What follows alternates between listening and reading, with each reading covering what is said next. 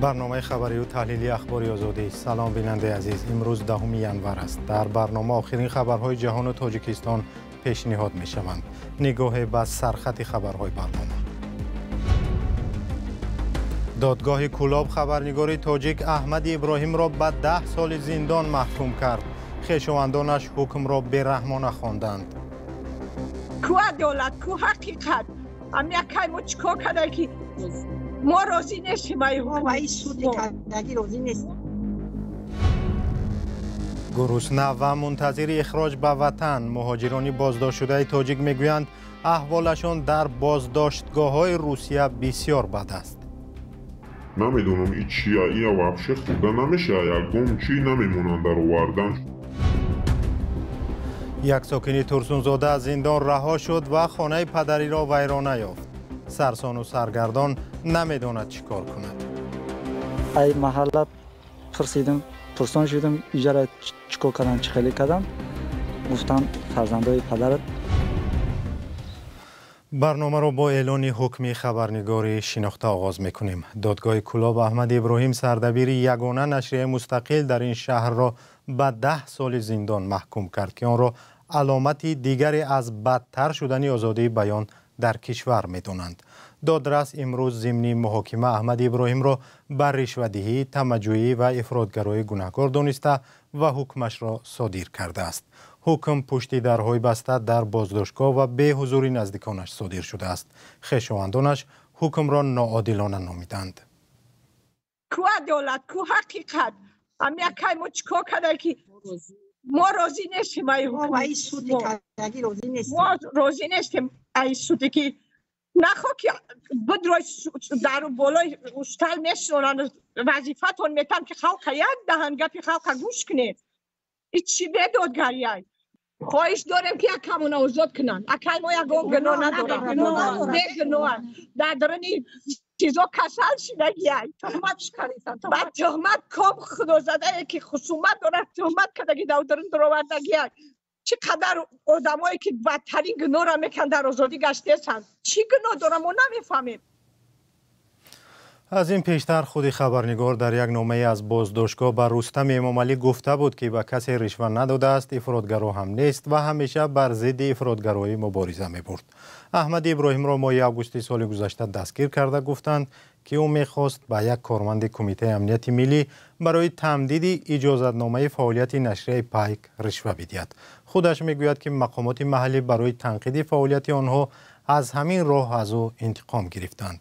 در تاجیکستان که حکومت برای سرکوب و تعقیب خبرنگاران تنقید می شود، در 2 سال گذشته 8 خبرنگار را به زندان محکوم کردند. چندی از مهاجران تاجیک که در بازداشتگاه‌های روسیه منتظر اخراج به وطن هستند از شرایط بسیار بد نگهداری و رفتار مقامات انتظامی شکایت دارند. در روسیه همه روزه 10 مهاجر بازداشت و اکثر آنها با بهانه‌های ناچیز از این کشور اخراج می‌شوند. چندی از این مهاجران به رادیو آزادی تماس گرفتند و از احوال بعدشان نقل کردند. زرنگیز نوروزشاه گزارش می‌دهد. نم چای، سیگارت، ساخر، آبیشنی، آب. چای، سیگار، شکر و داروواری. فقط همینها را در روزهای جشن سال نو به بازداشتگاه‌های روسیه آوردن ممکن بود. مهاجران تاجیک که بیش از 10 روز باز در یکی از بازداشتگاه‌های سوردلوفسک نگهداری می‌شوند میگویند تمام این مدت غذای آنها فقط چای و نان بود. برخی ادعا دارند که بی سبب بازداشت شدند و میگویند از گرسنگی رنج می‌کشند. این اخروکوش نمیدونم این چیه، این واقعا خوده نمیشه، یکم چی نمیمونن در آوردن. این مهاجر را روز 25 دکبر برای رعایت نکردن قاعده‌های اقامت بازداشت کردند. میگوید همان شب و روز برای تمدید حجت امکان و شرایط نداشت. حالا او را در یک بازداشتگاه موقتی سوردلوفسک نگه می‌دارند، جایی که معمولاً گمانبران در جنایت نیز نگه داشته می‌شوند. 26 ساعت ساعت 8 ساعت 9 بود 10 بود سر سود بود ایام سر سود مورا کالتسووا بردن بازداشتگاه موقتی کالتسووا اونجا گفتن جان استای مورا گرفتن پروورالسکی رایون آوردن ایویس موزی در 26 دکبر توی این جانب در ایویس قرار داریم. اینا 14 روزی 15 شبانه روزی ما اینجا قرار داریم ولی یکم خوراک گرم دیگه نیستیم. اما رولتون در شیرک انداز من کدگی بودن فقط اما خروکی ما خلیب قنچول خلیب قنچول. مهاجران را در روسیه معمولا هنگام بازداشت برای رعایت نکردن قاعده‌های اقامت و قانون شکنی‌های خرد به مرکزهای نگهداری موقتی برای خارجیان می‌بردند و از آنجا اخراج می‌کردند. اما بعد حمله به تالار کنسرتی کراکوس و زیاد شدن بازداشت‌ها 5 EVS یا بازداشتگاه را در سویردلوفسک برای نگهداری مهاجران گذاشتند. مهاجران می‌گویند آنها را در این بازداشتگاه‌ها مثل زندان نگه می‌دارند و رفتار و مناسبت با آنها هم مثل جنایتکاران است. هست برادرایی که مقصد همسرش اومد سموسه دمشق خونگی آش آوردن چکاشون هسته نموندن در آوردنی. میگه که اینجا ترمه های میگه اینجا سپیسپریوم نیست. ما گفتیم خراشو میدونیم که اینجا ایویس های مقصد نه که ما ترینچیک نیستیم که پدزکانی و یا مرقبیدگیان. مهاجران گفتند روز 9 ینور با کنسولگری تماس گرفته خواستار رسیدگی به مشکلشان شدند. مسئولین نمایندگی وعده کمک کردند. مهاجران تاجیک حالا فقط می‌خواهند زودتر قرار اخراجشان صادر شود و زندان را ترک کنند. میگویند چنین مناسبت بیشتر با تاجیکان است. به قول آنها بسیاری از مهاجران ازبک و قرغیز که همراهشان بودند به کشورهایشان برگردانیده شدند.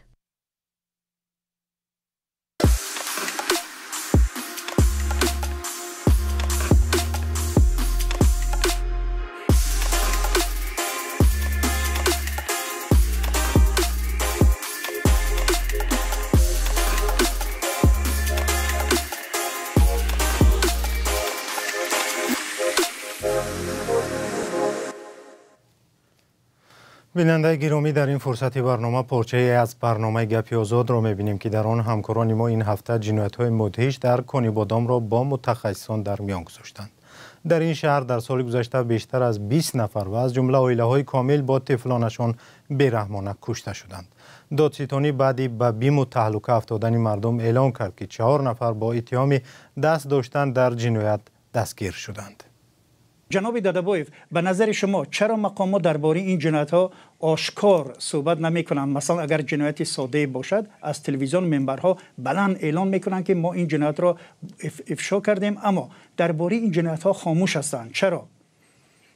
مرحمت.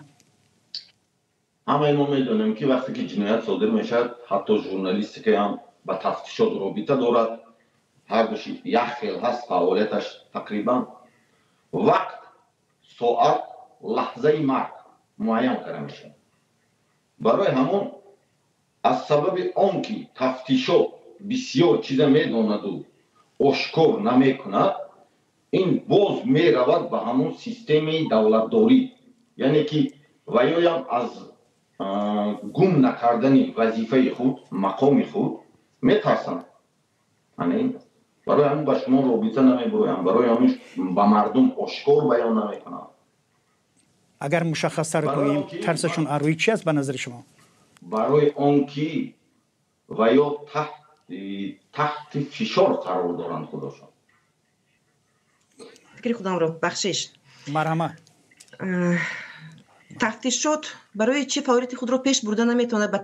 به طور باید شاید آنها گفته که عزت الله گفتن تحت فشار قرار دارن، تحت فرمان، آنها فرمان رو اجرا میکنند، فرمانی که به آنها داده میشود از روی همون فرمان فعالیت خود رو میبرن. برای آنها آشکار کرده نمیتونن و گفتن بیان کرده نمیتونن. البته که سری تفتیشات است، در وقت تفتیشات آنها حقوق دارند که سیر آشکار نکنند برای خلال رساندن در آینده، لیکن اونها رو فرمان رو اجرا میکنن، از فرمان بیرون برآمدن نمیتوانند. منظورتون از فرمان چی است؟ کی فرمان میده؟ اینجا فرما کی است؟ فرمان فکر کنم که به نظر من در اینجا شخصای مقامات دار، بالانشین، وظیفه دار، فرمان از بالا، خیلی که خودشون میگن در همه در رفت مرافع سودی و در دیگر حالت‌ها فرمان از بالا. برنامه گپی آزاد روز یکشنبه ساعت 14 به وقت دوشنبه و ساعت 12 به وقت مسکو در همین کانال آزادی ویدیو نشر می شود. برنامه را می توانید بر وقت‌تر در وبسایت azadi.org تماشا کنید. اگر در فیسبوک هستید در آنجا هم در صفحه ما قابل تماشا است. یک جوانی 28 ساله که به تازگی از زندان شهر وحدت رها شده است میگوید به دلیل ویران کردن خانه پدریش در کوچه مانده است و از مقامات میخواهد به مشکلش رسیدگی کنند. حکمت یعقوبوف که برای غارتگری 8 سال پس پنجره بوده است گفت خانه اشان را نه کدام شرکت ساختمانی بلکه فرزند پدر خودش چپه کرده است. سرنوشت محبوس سابق و سرسان و سرگردان را همکارانم علیشیر ظریفی و امیر ایسایف تصویر میکنند. این جوان بعد تقریباً 8 سالی زندانی شدنش از محبس رها می شود و میخواست به خانه‌شان برگشته نفسی آزادی بکشد. ولی درها برویش بسته از منزل پدری تنها ته کرسی باقی مانده است. آرزو داشتم میرم در خانه پدر زندگانی میکنم، اویلا برپا میکنم، زندگی ما پیش میبرم. دکبر 2024 آمدم این حالات رو دیدم، هوشم از سرم پرید که اجاره ای طریقه دیان ای محله پرسان شدم اجاره چیکار کردن چه خیلی کردن، گفتن فرزندای پدرت همین کارا کردن، مثلا خانه را چپه کردن. فقط قطعی برادر صحبت کردم، گفتن که راه طبیعی زندگی تا پیش بر. میگوید هنگامی در زندان بودن پدر و مادرش درگذشته بعد سر آنها خواهر بزرگش منزل را تخریب نموده در گوشه از حولی برای خود منزل بنیاد کرده است. در حالی که به قول وی قبل از زندانی شدن همچون پسر خردی تنها با والدین او مانده بود و دیگران زندگی مستقلانه داشتند. از سال 2014 تا 2017 خدارحمتی پدر سردار خوجگی مرا گذارانده بودند. وقتی که بعد از محبس برآمدن جماعت رفته دفتر خوجگی داری را نگاه کردم که مرا از سردار خوجگی برآورده اپم یعقوب و هواخان رو سردار خوجگی گذراندند. حکمت که 15 روز می شود در آزادی است تا حال موفق نشده است با خواهر بزرگش هم صحبت شود، زیرا او در روسیه بوده شماره تلفنش را از دیگران هم پیدا نکرده است. تماس‌های به تکرار ما نیز به یکی از برادرانش بی‌نتیجه ماند. در جماعت دهاتی 10 سالگی استقلالیت در ترسونزاده گفتند آنها در تلاش حل این مشکلند. تقوی مراد نورمدوف رئیس جماعت افزود که به تازگی در این مقام تعیین شده از مسئله آگاهی زیاد ندارد، ولی مراجعت محبوس سابق از مد نظرشون دور نمانده با او همزمان توصیه دادند که به نیادهای دیگر هم مراجعت کند. قد کوچه ماندگیم نمیدونیم چیکار کنیم. حکمت از کردار صادر نموده‌اش پشیمان است، ولی حالا غرق اندیشه است که چگونه میتواند یگانه سرپناهش را دیگر باره برقرار کند. خانه رفیقام در شام روز میکنم، روز ایپشتی مثلا جای منزل زیست میبرم. حکمت یگانه محبوس سابق نیست که از سرنوشت ناروشنش نگران است. در گذشته چنین شکایت‌ها بارها رسانه‌ای شده است. در بسیار حالت‌ها محبوسان آزاد شده به سبب‌های گوناگون به مشکلی بخانگی روبرو می‌شوند. بسیاری‌ها کاملاً در کوچه می‌مانند. برخی را نزدیکان و پیوندان قبول نمی‌کنند. منزل بعضیشان تا دمی که آنها در محبس بودند فروخته می‌شوند. وضع بیشتر وزنی می‌شود که در کشور مرکزهای بدوباش سابق محبسیان قریب که وجود ندارد. اگر باشند هم خیلی کم شمارند. برای این افراد اقلاً جای زیست موقتی لازم که آنها تا حل مشکلی بی‌منزلی توانند در آنجا زندگی کنند. مناسبت جامعه با محکوم شده ها یکسان نیست و برای آنها روند مطابق شوی در جامعه بعد زندان مشکل است. حکمت یعقوبوف هم می‌خواهد هر چیز زودتر مشکلی منزلش را حل کند و به زندگی عادی برگردد.